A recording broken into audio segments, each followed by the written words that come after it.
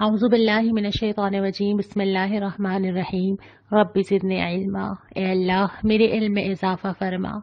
آج ہم پارہ نمبر 20 پڑھیں گے۔ ہم نے الحمدللہ 2/3 قرآن کا مطالعہ مکمل کیا ہے اور اب ہم آخری تہائی کی طرف جا رہے ہیں۔ جو سوال میں نے آپ سے کل پوچھا تھا وہ یہ تھا کہ سورۃ الشعراء کی ان آیات میں کیا ہدایات دی گئی ہیں۔ تو یہ ہدایات یہ ہیں کہ اللہ کے ساتھ کسی اور کو نہ پکارو۔ یہ بار بار قرآن میں آتا ہے کہ اللہ شرک کو معاف نہیں کرتا، اور شرک ایک بال برابر ایک بہت ہی چھوٹی چیز ہے جو انسان کے دل میں ایسے جگہ بنا سکتی ہے کہ اس کو خبر بھی نہ ہو۔ پھر یہ کہ قریبی رشتہ داروں کو خبردار کرو۔ یہ جو قریبی رشتہ دار ہیں نا، ان کا حق اتنا زیادہ ہے کہ اللہ تعالیٰ چاہتا ہے کہ دین کے معاملے میں بھی جب دوسروں کو بلانے جاؤ، جب لوگوں کو قرآن کی طرف متوجہ کرو، تو سب سے پہلا دائرہ جو اپنے گھر سے باہر ہے وہ اپنے رشتہ دار ہیں۔ نبی کریم صلی اللہ علیہ وسلم کو بھی جب نبوت ملی تھی، آپ نے جن لوگوں کو مخاطب کیا تھا اس میں سب سے پہلے وہ کلوز سرکل تھا جس میں رشتہ دار بھی شامل تھے۔ اس کے بعد فرمایا کہ ایمان لانے والوں کے ساتھ تواضع سے پیش آؤ، نرمی کے ساتھ، عاجزی کے ساتھ۔ اللہ سے تعلق کی نشانی یہ ہے کہ انسان کے اندر نرمی پیدا ہو جاتی ہے اور اللہ کی مخلوق سے محبت پیدا ہو جاتی ہے، اکڑ نکل جاتی ہے اور لوگوں کی قدر آنے لگتی ہے۔ اس کے بعد اگلی چیز یہ ہے کہ اس زبردست اور رحیم ذات پر توکل کرو، یعنی اپنے سارے معاملات اللہ رب العالمین کے ہاتھ میں دے کے بے فکر ہو جاؤ، کیونکہ وہ زبردست ہے اور تمام چیزیں اسی کے ہاتھ میں ہیں۔ تو نہایت ہی مضبوط سہارا ہے اگر تم نے اللہ رب العالمین کو تھام لیا۔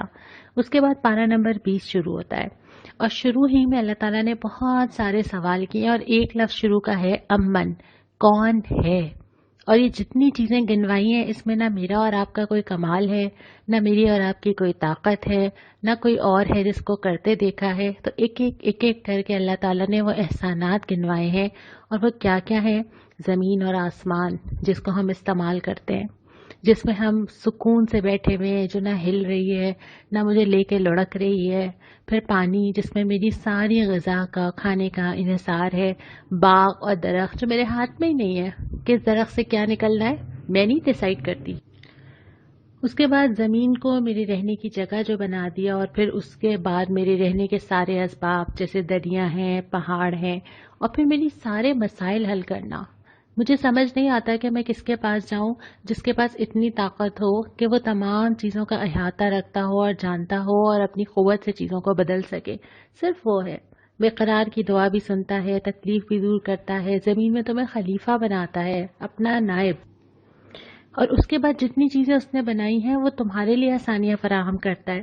خشکی اور سمندر کی تاریکی میں راستہ دکھانا، ہواؤں کا چلنا پیدا کرتا ہے، اور ایک دفعہ نہیں، 2 دفعہ اور کئی جب تک چاہے جتنی دفعہ چاہے پیدا کر دے، اس کے لیے تو کوئی مشکل نہیں ہے۔ پھر آسمان اور زمین سے رزق اتارتا ہے، انتظام کرتا ہے۔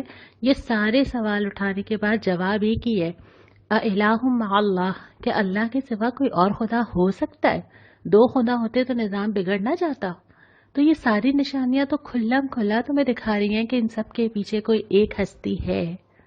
اور اس کے بعد اللہ کا فضل اور لوگوں کی ناشکری، کہ لوگ اللہ کی قدر نہیں کرتے۔ یہ ساری چیزیں اللہ تعالیٰ دیتا ہے، اور اللہ چاہتا ہے کہ بندے اس کا شکر کریں، اور شکر کرنے کا طریقہ یہ ہوتا ہے کہ زبان سے تو کریں ہی کریں، لیکن اپنے آپ کو اللہ کی غلامی میں دے دیں۔ یہ عملی شکر ہے۔ پھر نبی کریم صلی اللہ علیہ وسلم کو تسلی دی جاتی ہے، اور تسلی یہ دی جاتی ہے کہ یہ جو سارے لوگ آپ کے سامنے سرکشی کر رہے ہیں، آپ اس سے پریشان نہ ہو۔ جب سور پھونکا جائے گا تمام لوگ اللہ کے سامنے حاضر ہو جائیں گے اور ایک ایک چیز کا جواب خود ہی دیں گے۔ اور آج بھی جو ہدایت اختیار کرے گا تو وہ اپنے بھلے کے لیے ہی کرے گا۔ اس کے بعد سورہ قصص شروع ہو جاتی ہے جو مکی صورت ہے، اور اس صورت میں واقعہ موسیٰ اور فرعون شروع ہو جاتا ہے۔ یہ واقعہ ہم نے گرچہ پہلے تو پڑھا ہے، لیکن اس واقعے کو یہاں پڑھانے کا مقصد یہ ہے کہ اللہ تعالیٰ نبی کریم صلی اللہ علیہ وسلم کو جب ان حالات میں تسلی دے رہے ہیں جب بڑے بڑے طاقتور لوگ، بہت طاقت رکھنے والے، بہت شان و شوکت رکھنے والے مقابل آ کے کھڑے ہو گئے، تو اللہ تعالیٰ وہ واقعہ سنا رہا ہے جس میں حضرت موسیٰ فرعون کے سامنے جا کے کھڑے ہو گئے تھے۔ اور اس پورے قصے سے جو سبق سکھانا مقصود ہے وہ یہ کہ کفر اپنی چال چلتا ہے، اللہ اپنی چال چلتا ہے۔ اللہ کی وہ تدبیر ہے جو بظاہر سمجھ نہیں آتی، لیکن بعد میں اندازہ ہوتا ہے کہ اللہ تعالیٰ کہاں کہاں سے راستے نکالتا ہے۔ اور اسی قصے میں پہلے تو اللہ تعالیٰ نے یہ بتایا کہ اللہ کا ارادہ کیا تھا حضرت موسیٰ کے لیے۔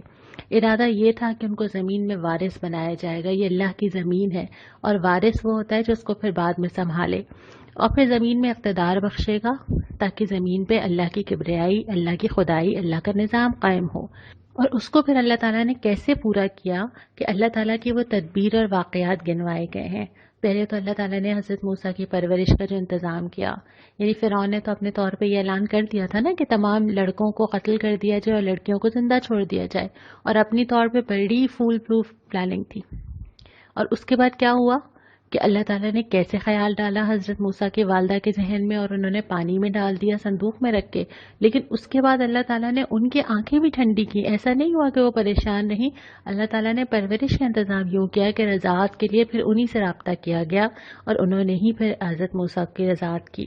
اور اس کے بعد پھر اللہ تعالیٰ نے فرعون کے گھر میں پرورش کا کیسے انتظام کر دیا، یعنی وہ جس کے لیے تمام جگہ قتل عام کیا جا رہا تھا، جس چیز سے بچنے کے لیے، اس کی خود ہی پرورش کی۔ یہ کس نے کیا؟ اور پھر اس کے بعد بتایا کہ حضرت موسیٰ کی جو زندگی تھی، ایک دفعہ قتل خطا ہوا لیکن کیسے توبہ کی اور اللہ تعالیٰ نے معاف کیا، اور اس کے بعد پھر حضرت موسیٰ کو کار نبوت دیا گیا، اور پھر کار نبوت کے ساتھ ساتھ معجزات بھی دیے گئے، اور اس کے بعد ان کی پریشانی بھی بتائی گئی ہے کہ انہوں نے کہا میں کیسے کروں گا، میرے بھائی مجھ سے بہتر ہے۔ اللہ تعالیٰ نے کہا کہ نہیں، ہم آپ کے ساتھ ہیں۔ اور اس کے بعد حضرت موسیٰ نکلتے ہیں تو پھر فرعون کو چیلنج کرتے ہیں، فرعون کو چیلنج کرتے ہیں، اور اس کے بعد اس پوری صورتحال میں وہاں سے مدد ملتی ہے جہاں سے سوچا بھی نہیں تھا، فرعون کے اپنے دربار سے، اس کے اپنے بلائے ہوئے جادوگروں سے، یعنی کہ وہیں سے فورس فراہم ہو جاتی ہے، وہاں سے تو کبھی بھی نہیں سوچا ہوگا۔ تو یہ جو پورا ایک سیکوینس بنتا ہے حالات کا، اس میں اللہ تعالیٰ کی مشیت الگ ہی کام کر رہی تھی۔ اگر آپ اس کو الگ الگ ڈیوائڈ کریں تو بہت مشکلات ہیں زندگی میں، لیکن مجموعی طور پہ اللہ غیر محسوس طریقے سے ان کا اقتدار کے لیے راستہ بنا رہا تھا۔ اور اس کے بعد فرمایا، اے نبی صلی اللہ علیہ وسلم، ان سارے واقعات کے وقت آپ نہیں تھے، یہ اللہ آپ کو سنا رہا ہے، اور اسی لیے سنا رہا ہے کہ آپ کو مضبوطی عطا ہو۔ اس کے بعد پھر ہم تیسرے ربع کے اوپر آ جاتے ہیں۔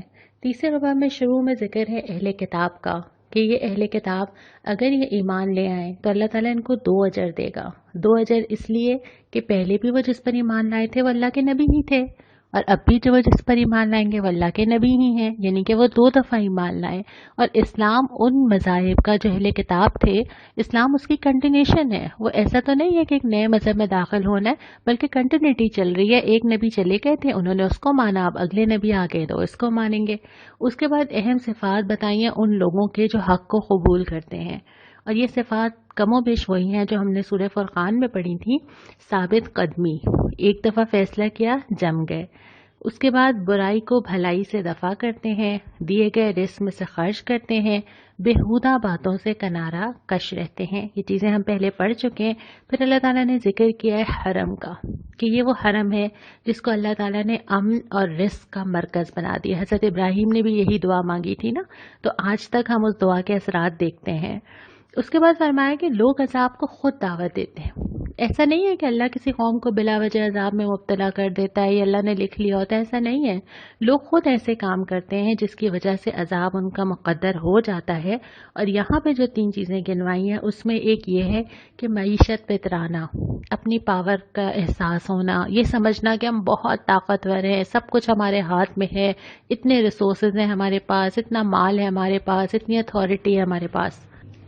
دوسرا یہ کہ رسول کا انکار کر کے، کہ رسول جو دین لایا ہے اس کا انکار کر دیا جائے۔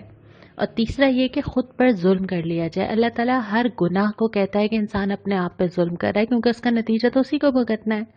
پھر فرمایا کہ جب قیامت کے دن سب کو پکارا جائے گا، ہر ایک کو بلا کے کہا جائے گا کہ تم نے اللہ کے ساتھ کیوں شریک کیا، تم نے رسولوں کو کیا جواب دیا، اور لوگ کچھ کہہ نہیں سکیں گے کیونکہ ان کو پتا ہوگا کہ وہ کیا کر کے آئے۔ اس کے بعد پھر رات اور دن کا ذکر کیا گیا، یہ 2 کنٹراسٹ ہے نا، اور اللہ تعالیٰ نے بہت ساری جگہ پہ اندھیرے کو یا رات کو یا کچھ نظر نہ آنے کو ضلالت کہا ہے، اور روشنی کو، نور کو ہدایت کہا ہے۔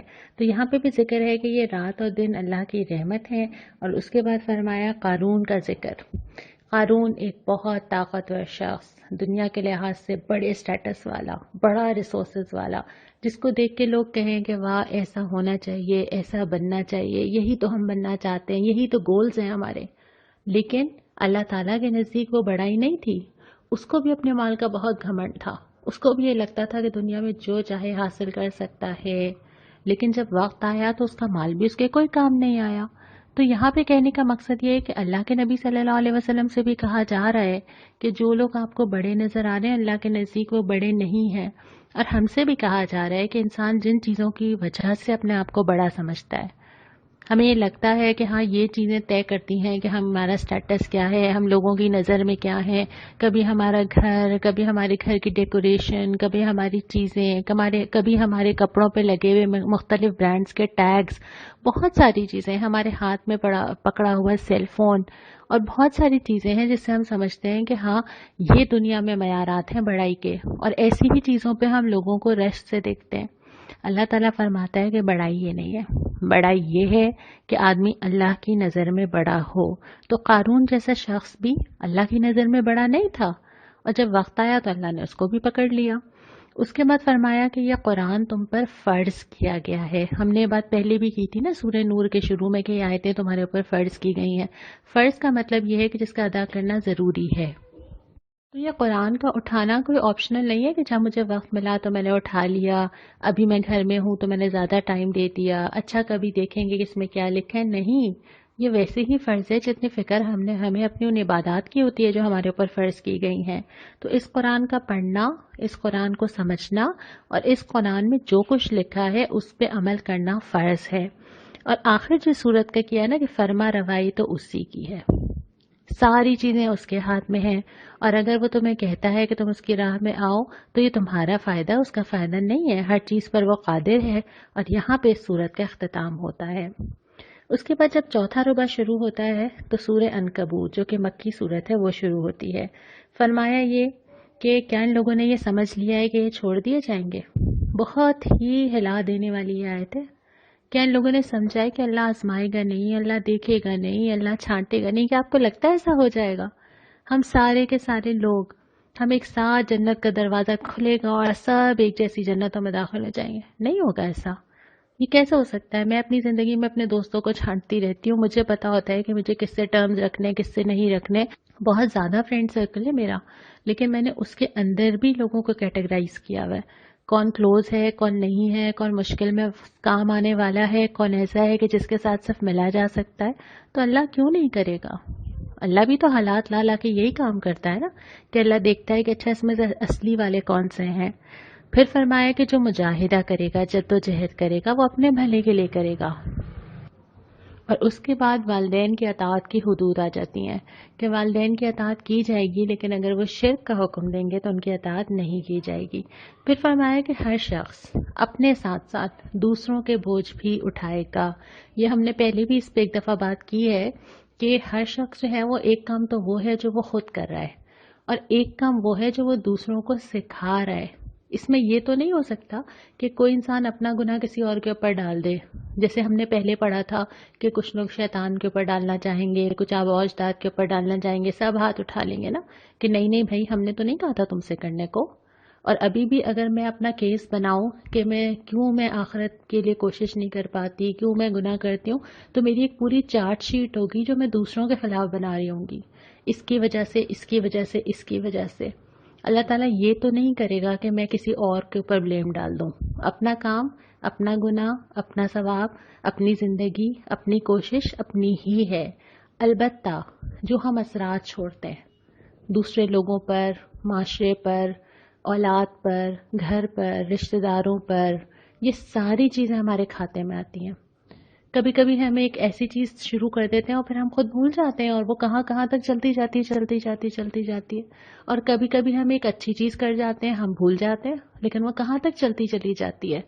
تو یہ جہاں تک اثرات جائیں گے، اس میں ایک چیز تو یہ ہے کہ آپ نے نیکی کی کوئی بات بتا دی اور وہ چلتی چلی گئی، ایک چیز یہ ہے کہ آپ نے کسی کی غیبت کر دی، کسی کی کوئی کمزوری آپ کے علم میں آئی اور آپ نے وہ آگے پہنچا دی، اور وہ کہیں سے کہیں چلتی جا رہی ہے، کسی کے بارے میں آپ نے کوئی بدگمانی کی، کسی کی کوئی عزت پہ کوئی بات آئی اور آپ نے وہ آگے پہنچا دی، تو وہ چیزیں تو چلتی چلی جائیں گی، ایک کان سے دوسرے کان چل رہی ہے، کسی کا گھر خراب ہو رہا ہے، کسی کے تعلقات خراب ہو رہے ہیں، خاندانوں میں وہ چلتی چلی جا رہی ہیں، ذمہ داری سب مل کر اٹھائیں گے۔ تو انسان جب قیامت کے دن پہنچے گا تو بہت بڑا خسارہ تو یہ ہوگا نا کہ اپنے ساتھ ساتھ کہاں کہاں سے نکل کے آ رہی ہوں گی چیزیں، کیونکہ مجھے تو نہیں یاد کہ میں نے پچھلے ہفتے، اس سے پچھلے مہینے اور اس سے پچھلے سال کیا کیا بول دیا، کیا کیا گزر گیا، اور جب وہ نکل کے آئے گا تو کہیں اور سے کوئی گٹھری ایسی نہ آ جائے جو کہ مجھے یاد بھی نہ ہو۔ اس کے بعد پھر فرمایا کہ تمام وہ قومیں جو بڑائی کے زوم میں تھیں، بہت ساری قوموں کا ذکر آیا قرآن میں کہ وہ سبھی ہی سمجھتی تھیں کون پکڑے گا ہمیں، اتنی طاقت ہے ہمارے پاس، کوئی ہے، بلکہ یہ جسارت کرتی تھی کہ نبی سے کہتی تھی کہ لے آؤ نا عذاب آ جائے۔ ہوا کیا پھر؟ کھنڈرات، آخر کار انجام آج ہم عبرت سے ذکر کر رہے ہیں، نام و نشان نہیں ہے ان قوموں کا۔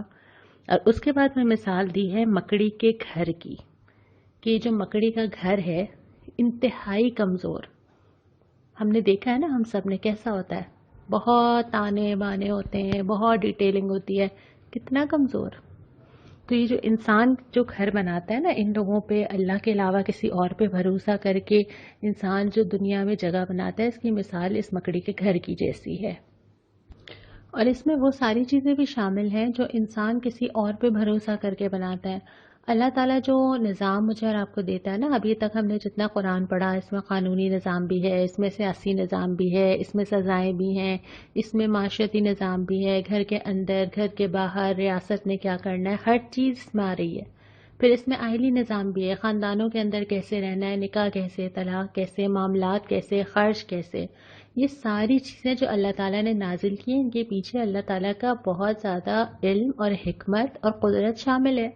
اب جب انسان اس کو چھوڑ کے اپنی عقل کے مطابق فیصلے کرتا ہے، ایک تو یہ ہوتا ہے کہ وہ ہر تھوڑے دن بعد اس کو ریوائز کرتا ہے، کیونکہ لگتا ہے کہ اچھا یہ صحیح نہیں تھا، اچھا یہ فلسفہ غلط ثابت ہو گیا، اب کچھ اور کیا جائے۔ دوسری بات یہ کہ وہ ایک تارے عنکبوت کی طرح ہے، کیونکہ اس کی کوئی بیس ہی نہیں ہے، جیسے ایک مکڑی کے جالے کی کوئی بیس نہیں ہوتی نا، ذرا سا ہلا اور اکھڑ گیا، ایسے یہ چیزیں جن کی بنیاد ہماری کم علمی پر یا اللہ کے علاوہ کسی اور کی اطاعت پر ہوتی ہیں، یہ بالکل ایسے ہی ہوتی ہیں کہ ان کی کوئی طاقت نہیں ہوتی، کوئی مضبوطی نہیں ہوتی، بظاہر نظر آئیں گی ایک ہوا چلی اور اڑا کر لے گئی نا۔ اسی طرح جو اللہ تعالیٰ کی دی ہوئی چیزیں ہیں، ان کی بنیاد چونکہ خالق حقیقی ہے، اس کو معلوم ہے اس کائنات کے بارے میں، تو اس میں ہی میرے اور آپ کے لیے عافیت ہے، اسی میں پناہ ہے، وہی صحیح سسٹم ہے جو میرے سارے پرابلمس کو حل کر سکتا ہے۔ اور یہاں پہ جب یہ سپارہ ختم ہوتا ہے تو جو سوال مجھے آج آپ سے کرنا ہے، میں نے قارون کا ذکر کیا تھا آپ کے سامنے، آپ نے مجھے یہ بتانا ہے کہ قارون کو اس کی قوم نے کیا کہا تھا۔ آپ کی مدد اس لیے کر دیتی ہوں کہ ظاہر پورا سپارہ ہے، آپ سورہ قصص کے آخری 3 رکوع میں تلاش کیجئے کہ قارون سے اس کی قوم نے کیا کہا تھا۔ 2 دعائیں اس کے اندر آئی ہیں، ایک تو آیت نمبر 16 سورہ قصص اور ایک آیت نمبر 24۔ یہ دعا ہم پڑھ لیتے ہیں، بہت ہی پیاری دعا ہے۔ رب انی لما انزلت الی من خیر فقیر، اے پروردگار جو خیر بھی تو مجھ پر نازل کرے میں اس کا محتاج ہوں۔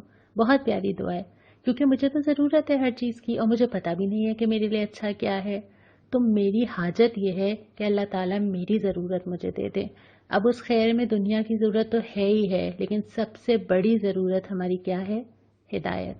تو اللہ تعالیٰ ہمیں ہر قسم کا خیر دے، دنیا کا خیر، آخرت کا خیر، اور ہدایت عطا فرمائے۔ کل ہم انشاءاللہ تعالیٰ پارہ نمبر 21 شروع کریں گے۔ وآخر دعوانا ان الحمدللہ رب العالمین۔